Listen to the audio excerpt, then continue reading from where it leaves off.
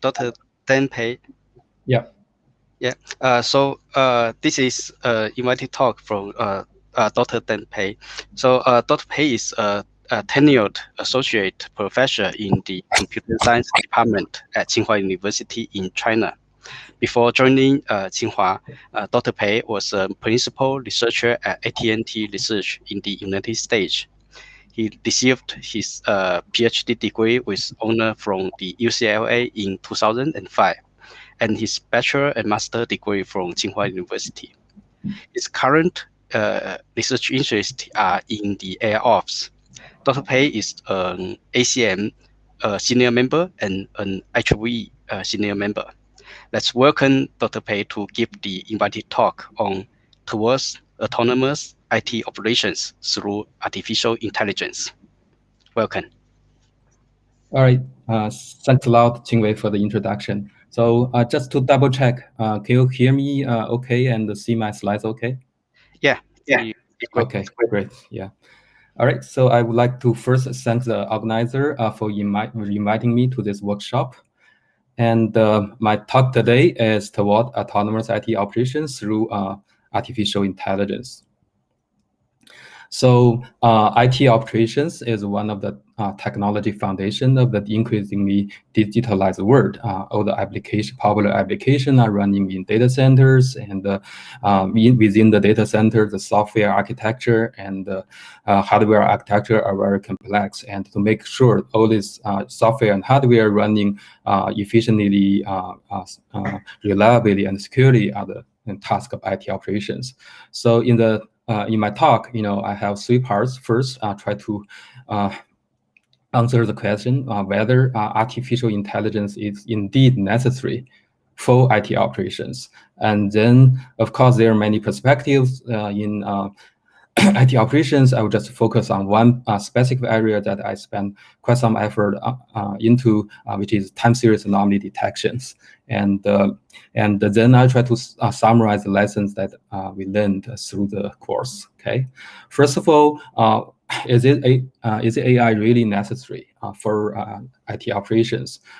It is because the edge network like this is very complex, and then in the data center we have very complex architecture, and these architectures are even evolving, and the scale is huge. And within the data center we have applications, large-scale distributed software and many nodes and many complex dependencies. Okay, and on top of that, all those underlying technologies, software and hardware, are frequently changing. And then also we have DevOps, also software efficient tool chain that enable frequent software changes, which are kind of one of the major causes for software failures. For example, there could be tens of thousands of software or config changes per day in a large company. Okay. Overall, what you're facing in the cloud intelligent private or public is a very large scale, very complex and cross-layer dynamic system. And as a digitalized running status are the monitoring data, yet the monitoring data, the scale, the volume of it is huge, and the dependency among these data sources are very complex. In order to correlate these data sources, is very difficult, and to make sense out of data is very challenging.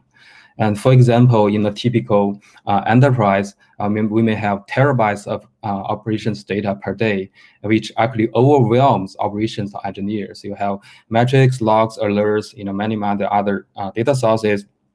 Each of the data sources may offer some clue, but due to the complexity and the volume, each is hard to manually analyze, and let alone collectively analyze all these data sources.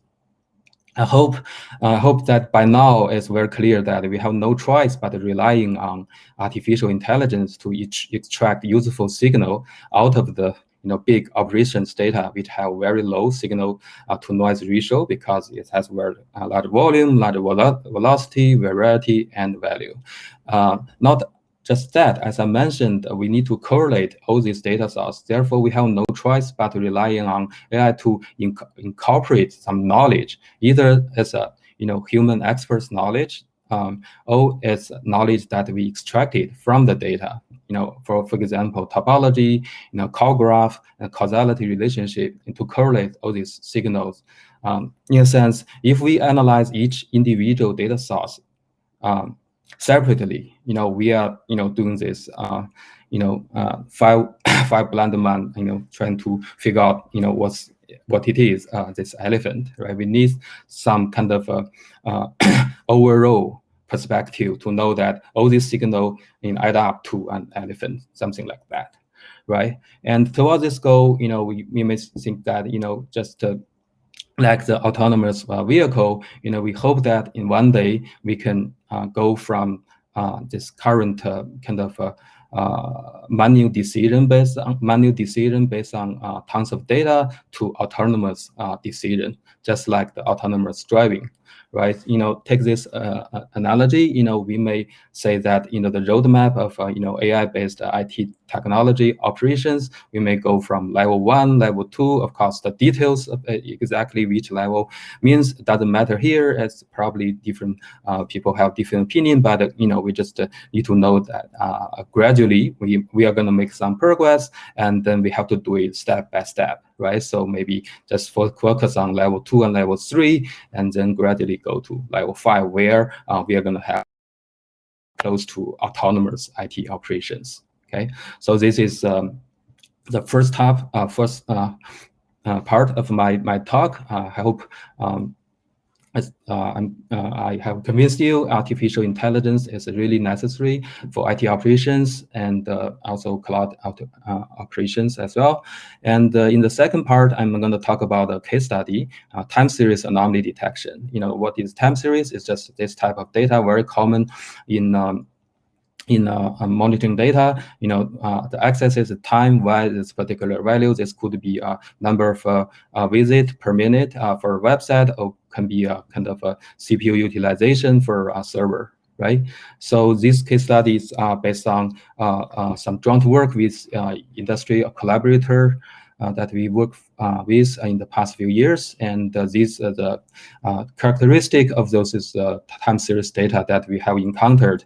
As you can see, what we want to do here is to extract some anomaly. Let's go back to this one. Anomaly, that is, the actual value of the time series data deviate from historical pattern. You violate its anomaly, right? So, but one idea is that, well, maybe you can use static threshold, sure, but as you can see, static threshold may not work. And then you may say, okay, let me try to summarize what is the historical pattern, automatically learn the pattern, and then you realize that it's really, really complex, because the pattern may have very big diversities. For example, once there's a seasonal matrix, it's like this. However, if you look at this pattern over here, the spike of this pattern actually shift, along the time axis. Today, maybe the spike is at 9 a.m. The next day could be at 10 a.m., right? So due to some reasons. And of course, the data may change over the holidays, and some may not have seasonal pattern, etc. And also that anomaly may be very complex. For example, this one, we may build a kind of upper bound, a lower bound of this, change region. Yet, this part anomaly is actually the change of the value, the change rate of the value is so large instead of violating this upper bound and lower bound. As you can see, it's very, very complex. I don't have to enumerate all of this, but over the time, so we have to kind of try to solve some of the problem one by one. For example, for those seasonal metrics, seasonal time series data, we found that we initially we try to use a supervised approach, yet we found that supervised approaches labels are very hard to obtain. Therefore, we switched to unsupervised approach. And of course, an unsupervised approach, as we mentioned, this pattern can be very, very different. So we first work on those easiest one, which are the ones that have having a very smooth seasonal pattern. And then what we did is using this variation autoencoder, which is this a deep generative model, one of the deep generative model, which can actually extract very some pattern from the seemingly very complex data and try to capture its true pattern, like on this place.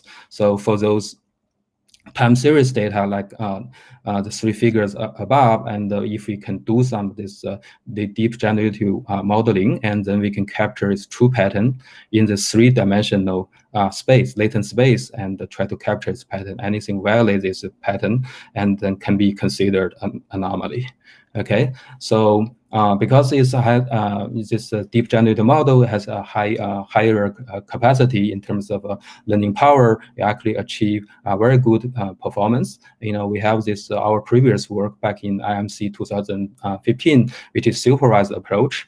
And our unsupervised approach compared to the supervised approach actually, it outperform even the supervised approach, right? So achieving accuracy of 0.8 to 0.9. It was published in WWW 2018.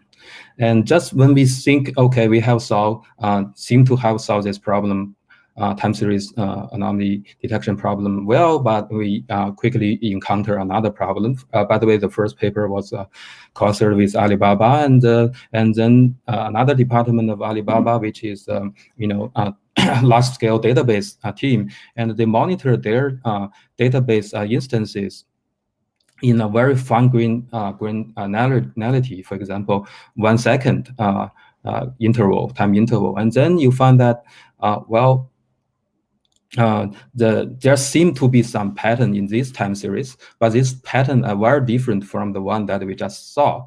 And then it seems that there's some kind of the overall distribution within the time window follow a pattern, but it's not smooth anymore.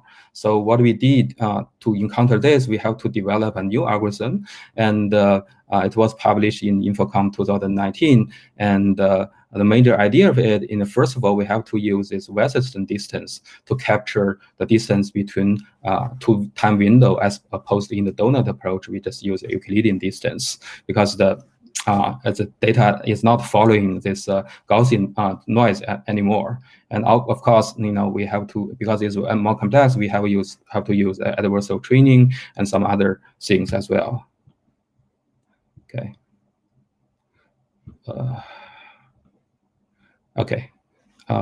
Overall, the performance of this approach is better than the donut approach that we published in WW 2018 in this type of complex data. Okay. Well, and then this solved two different problem. One is with a smooth time series data. One is more complex, intricate data. But we have to solve this training overhead problem, because in the donut approach, although it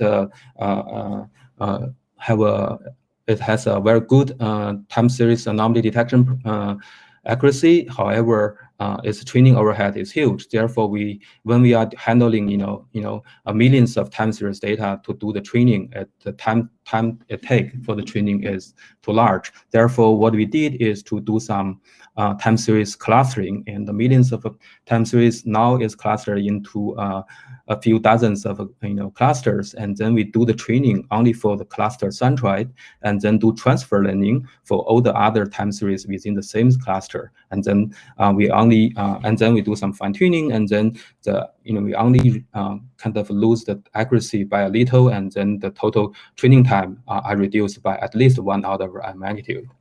And then another problem that we encounter when we try to adapt the algorithm that we developed into reality is that the time series, although the overall idea of this time series anomaly detection is to capture the pattern of the historical data and then use that pattern to see whether the new data point follow this pattern or not. But what if the underlying pattern changes, for example, due to some software version update, right, or some load balancing changes, right? And then we are encountering this concept drift problem. If what do we do with that, right? So if we don't handle it, we are going to receive a lot of false alarm, etc. So what we did is that try to use some kind of a linear robust linear fitting to figure out what is the um, emulated new data, although the data that we only have is only a few data points, and then we simulate the future data based on the historical data and see the magnitude, amplitude changes, and use that to help us, relearning the data, relearning the pattern, okay, and then tune the parameter of the new algorithm. Okay, so let me speed up. And then we have the multivariate time series anomaly detection problem, right? So just 1 second.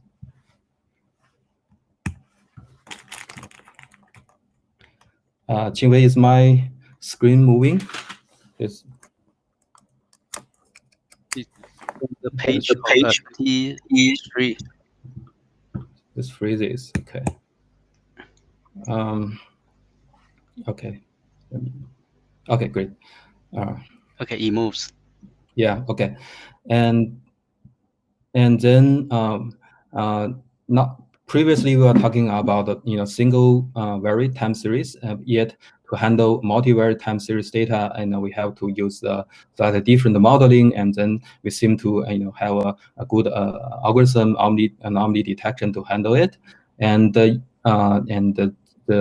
approach that we took is to have some kind of uh, connection within the latent space compared to donut, where in the latent space this model is simple. Yet we use latent space connection to capture the the dependency, yeah, in the latent space. And then we are gonna see this pattern again, which is the training overhead is huge. Therefore, we need to do some clustering and then do transfer learning. Yet we cannot, for this multivariate time series anomaly detection, the dimensionality is much larger than single variate time series, because we have a multiple dimension in the X space as well. Therefore, what we did is to do the clustering and the transfer learning within the latent space. And then we overall, and I think in ByteDance data set, we were able to cut the training time from 2 months to less than 5 hours, and only lose the accuracy a little bit.